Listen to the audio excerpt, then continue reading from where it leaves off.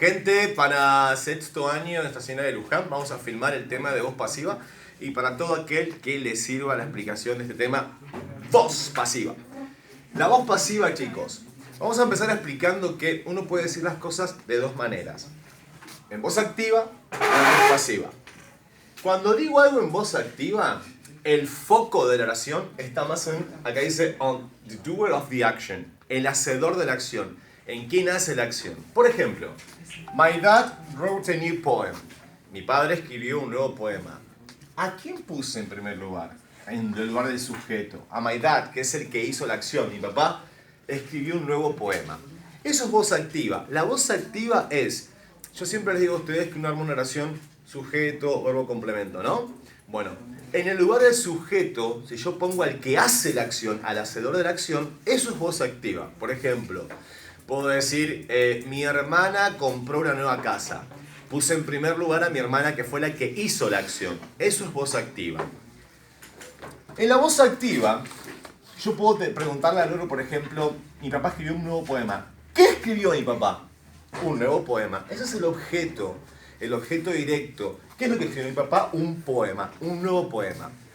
Si yo tengo objeto directo, si tengo un objeto en la voz activa, ese objeto lo puedo tomar y lo puedo poner como mi sujeto en la voz pasiva. Escuchen. ¿Qué escribió mi papá? Un nuevo poema. A new poem was written by my dad. Un nuevo poema fue escrito por mi papá. En la voz pasiva, el foco está más en el objeto que en el que hace la acción. Entonces, fíjense que en el lugar del sujeto no puse al que hace la acción, sino al objeto. Mi papá escribió un nuevo poema. ¿Qué escribió mi papá? Un nuevo poema. Un nuevo poema fue escrito por mi padre. Puse en primer lugar el objeto. ¿Por qué, teacher? Y porque me interesa más el objeto que el que hizo la acción. O porque a veces uno usa voz pasiva porque no se sabe quién hizo la acción o no es importante. Si yo dijera, por ejemplo, no sé, vamos a poner acá, el juez condenó a Pepe del Monte a 10 años de prisión. Yo puedo decir, Pepe del Monte fue condenado a 10 años de prisión. Y no pongo quién hizo la acción, porque si fue condenado, es obvio que tuvo que haberlo hecho un juez o alguien de la justicia. ¿Estamos de acuerdo? Entonces, para cerrar esta primera parte, que ahora voy a hacer un shin, la voz activa pone el foco en el hacedor de la acción. Y la voz pasiva lo pone en el objeto. ¿Estamos de acuerdo hasta acá? Bueno, vamos a seguir esta explicación. Voy a poner otro ejemplo para que ustedes lo puedan ver. Si yo digo, someone has broken my window. Alguien ha roto mi ventana. Esto es voz activa. ¿Por qué, teacher? Porque en el lugar del sujeto puse el que hizo la acción. Alguien, que no sé quién es, pero ese alguien ha roto mi ventana. ¿Qué ha roto ese alguien? Mi ventana. Eso es un objeto, es el objeto directo de la oración. Tomo este objeto directo y voy a decir, para armar la voz pasiva, se pone primero el sujeto, el verbo be, un verbo en tercera columna y complemento. Esto grábenselo, de acá a la eternidad. Sujeto, verbo be, verbo en tercera columna o de complemento. ¿A quién pongo como sujeto? Al objeto de la voz activa la voy a poner como sujeto de la voz pasiva. Entonces digo, alguien ha roto mi ventana es el sujeto. Ahora viene el verbo be y acá ojo al piojo. El verbo be tiene que reflejarnos el tiempo verbal de la voz activa. No entiendo, teacher. En esta voz activa, someone has broken my window. Alguien ha roto mi ventana. Has broken, ¿en qué tiempo está? Presente perfecto. Muy bien, presente perfecto. Entonces, el verbo be tiene que reflejar ese presente perfecto. ¿Cómo hago, teacher? Y para el presente perfecto se utiliza el have o el has y luego el verbo en tercera columna. Has been, acá está. El verbo be reflejando el presente perfecto. Luego va un verbo en pasado participio, que es la tercera columna, como yo les digo a ustedes, o un verbo con ed si no está en la tercera columna. ¿Qué verbo va en tercera columna? El broken, que en este caso coincide. Broken. Mi ventana ha sido rota. ¿Por qué no le pones por alguien, teacher? Y porque no es importante, porque no sé quién es ese alguien. Pero si yo quisiera poner quién hizo la acción, acá podría poner by... Bueno, someone no tiene sentido ponerlo, pero by Pepe. Fue rota por Pepe. Teniendo en cuenta esta estructura, si ataco el verbo be, puedo armar el negativo. Es decir, acá en este caso el auxiliar, ¿no? My window hasn't been broken. Mi ventana no ha sido rota. Y si paso esto adelante, el has como auxiliar, has my window been broken? Arma una pregunta. Es decir, si tienen en cuenta esta estructura, siempre atacan el be para negar y el be adelante para preguntar. O la estructura del auxiliar que necesita ir adelante. ¿De acuerdo? Vamos a hacer ahora una visión de cómo queda siempre el verbo be, cómo queda el be en voz pasiva, que tiene que reflejarnos el tiempo verbal. Volvemos otra vez al estudio. Y ahora les voy a mostrar, esta parte es importante porque acá te muestro cómo queda el be en cada tiempo verbal. En presente simple el be queda is, are, am, lo saben.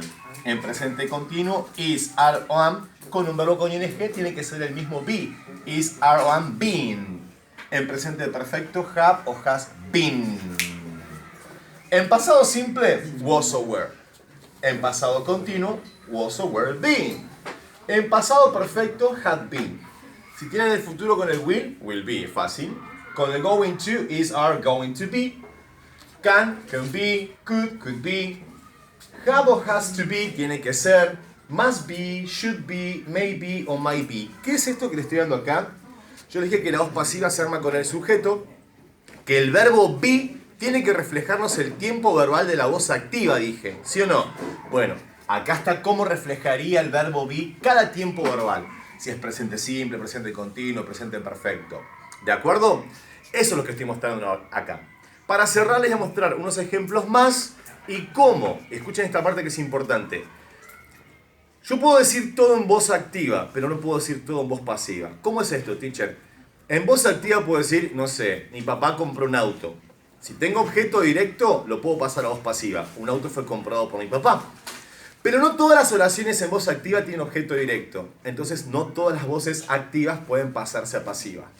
Pero si tengo una pasiva, es porque viene de una activa. Y sí puedo pasar una pasiva a una activa. Si no lo entendieron, ahora lo vuelvo a explicar. Para terminar, voy a explicar esto. Voy a dar una oración en voz activa. Activa dice, I will paint my house. Pintaré mi casa. ¿Qué pintaré yo? Mi casa. Tengo objeto directo. Acuérdense de preguntarle al verbo qué o a quién para sacar el objeto directo, ¿sí? Yo pintaré mi casa. ¿Qué pintaré? Mi casa. I will paint my house.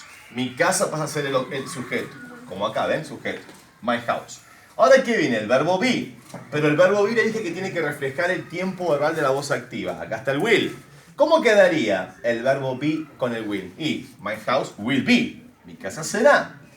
Y luego viene un verbo en tercera columna con ed que es el pasado participio. My house will be painted. ¿Por qué painted, teacher? Porque yo dije que el verbo en tercera columna o con ed es el que está acá en la voz activa. En este caso es paint. My house will be painted. By me, si quiero decir por quién, por mí. Este by es para poner el agente, el que hace la acción. Mayormente no es importante poner, no hace falta poner con someone, somebody, o me, o him, o her. ¿Sí? Se prefiere más cuando es algo importante. Pero bueno, hagan lo que quieran. Esta voz activa la pude poner en pasiva porque tiene objeto directo. Ahora miren esta oración, que está en activa. The plane has taken off. El avión ha despegado. Vamos a preguntarle al verbo.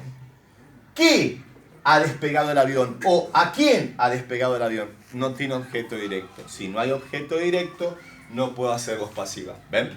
Entonces yo puedo decir casi todo, lo puedo decir todo en voz activa, pero no todo puede pasar a voz pasiva. Ahora miren esto, interesante. Voz pasiva. The project was written by Guevara. El proyecto fue escrito por Guevara. Esto es una voz pasiva. ¿Cómo te diste cuenta, teacher? Porque en el lugar del sujeto tengo puesto no al que hace la acción, sino al objeto. El proyecto fue escrito por Guevara. Lo que yo puedo hacer es también pasar una voz pasiva a una voz activa. ¿Por quién fue hecha la acción? Por Guevara. Entonces pongo Guevara como sujeto para pasar a la voz activa. Guevara. ¿Guevara qué fue lo que hizo? Y ha escrito, o sea, Guevara escribió. Perdón, el proyecto fue escrito. Entonces Guevara escribió. Guevara wrote the project. Guevara escribió el proyecto. Acá el verbo be me está marcando que esto es pasado simple. Por eso, este verbo lo voy a poner en pasado simple. Y después el que está en lugar de sujeto en la voz pasiva pasa como mi objeto en la voz activa. Este video véanlo varias veces porque no es sencillo, ¿sí? Pero acuérdense, dos modos de hablar, voz activa, voz pasiva. En la voz activa pongo el foco en el sujeto, perdón, en el hacedor de la acción, en el que hace la acción. En la voz pasiva pongo el foco en el objeto que recibe la acción o que se benefició o se perjudicó por la acción. Dos maneras distintas. Los medios de comunicación usan mucho esto. Por ejemplo, decir chan, chan, chan, chan, chan, chan, chan, chan, chan. Banco en San Miguel fue asaltado. Ahí tengo una voz pasiva, porque no digo quién asaltó, sino quién fue asaltado. Banco San Miguel fue asaltado. ¿Sí? En cambio yo digo tan, tan, tan, tan, tan, tan, tan, tan, tan, tan, Pepe del Monte y Juanita del Monte asaltaron el banco. Eso es voz activa, porque puse primero a los sujetos que hicieron la acción, los hacedores de la acción. ¿De acuerdo? Y para cerrar, la estructura es, en voz pasiva, el sujeto, el verbo be, que siempre nos tiene que marcar el tiempo verbal, luego un verbo en tercera columna, siempre, siempre, siempre, y el complemento. A estudiar.